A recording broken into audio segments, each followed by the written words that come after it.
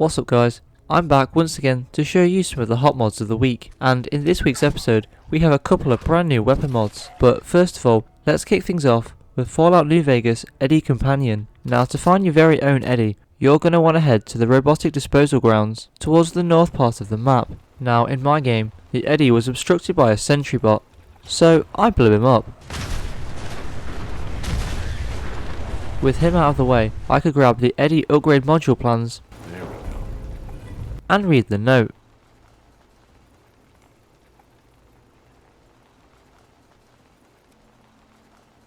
Now what you're actually going to need to repair Eddy is 10 steel and 2 military grade circuit boards, and this will restore Eddy to his former glory, and you will have a fully functioning companion. So how is Eddy as a companion? Well, he does attack, but I just wouldn't rely on it as a consistent form of damage, so I guess his main purpose is just carrying your junk. But in Fallout 4, you can never get enough pack mules. But if you're feeling a bit nostalgic and want some Fallout New Vegas in your Fallout 4, I would absolutely recommend this mod.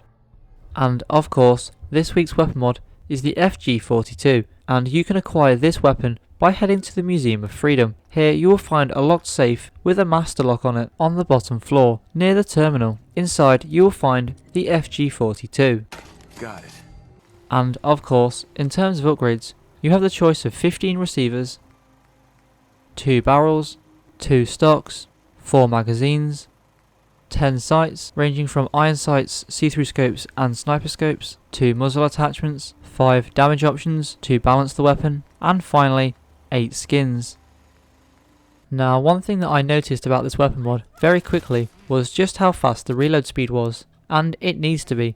The combination of the high fire rate and small magazine means that you're going to be reloading an awful lot. Another thing that I noticed very quickly was just how satisfying the animation was when you equip this weapon.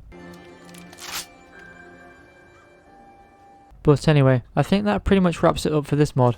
On to the next one. Now the next mod I have for you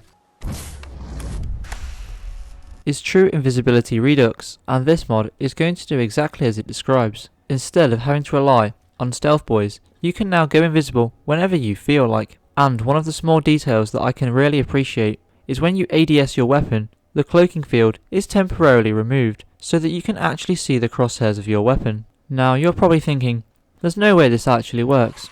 So let's find out. Here we have a bunch of ghouls, and here we have me turning invisible. Notice how they instantly lose aggro. But I hear you say, doesn't this seem a bit overpowered? I mean, there's a reason why this ability is locked behind an in-game item that is rather rare. And I agree, yes, this is slightly overpowered, but you can't actually fire any bullets in this. The instant you do, the stealth field is broken. Well, unless you have the cloak and dagger perk, which will add 2 seconds to the duration after firing a bullet. And even this is completely customizable in the MCM.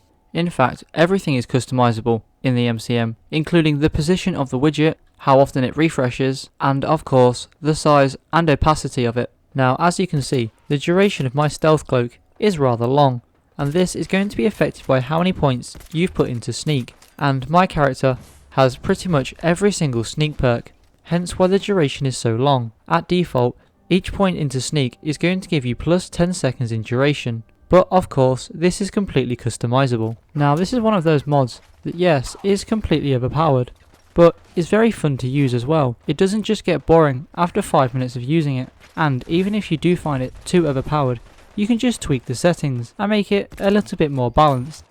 And of course, the second weapon mod for this week's episode is the Mark 18 CQBR, and you can acquire this weapon by simply entering the Commonwealth. Here you'll have a pop-up that asks you how you'd like the weapon to be added into the game. Naturally, I chose the quest, and this will begin the quest, Operator's Best Friend. Find the MK18, and to do this you're going to want to head to the Sentinel Site Barrack in the glowing sea. Now inside this brand new cell, you're going to find a lot of rad roaches, and I mean a lot of rad roaches.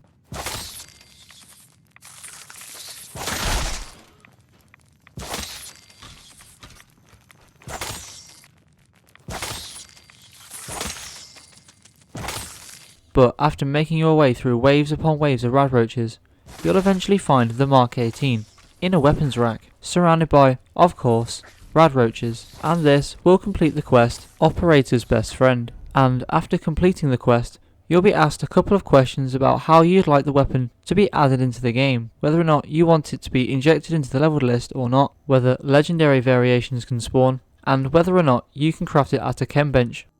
And in terms of upgrades, you have the choice of an amazing 28 receivers, 10 handguards, a crazy 17 stocks,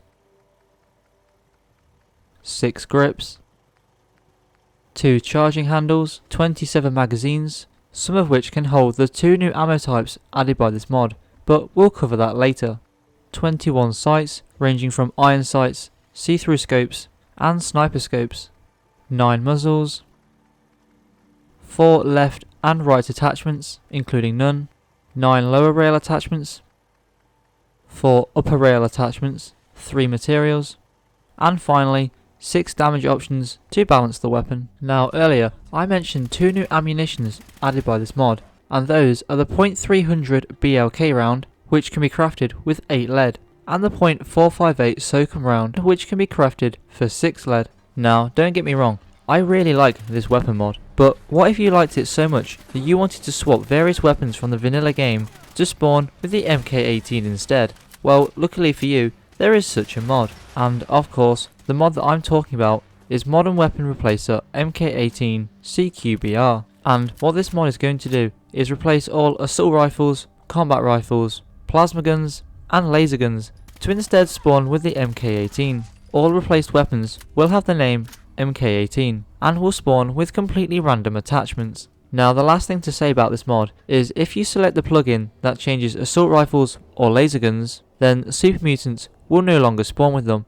Instead they will spawn with pipe guns. And with that, that's pretty much going to wrap it up for this mod, and the video for that matter. I hope you all enjoyed the mods here today, and if you did, don't forget to hit that subscribe button, and I hope to see you all in the next video.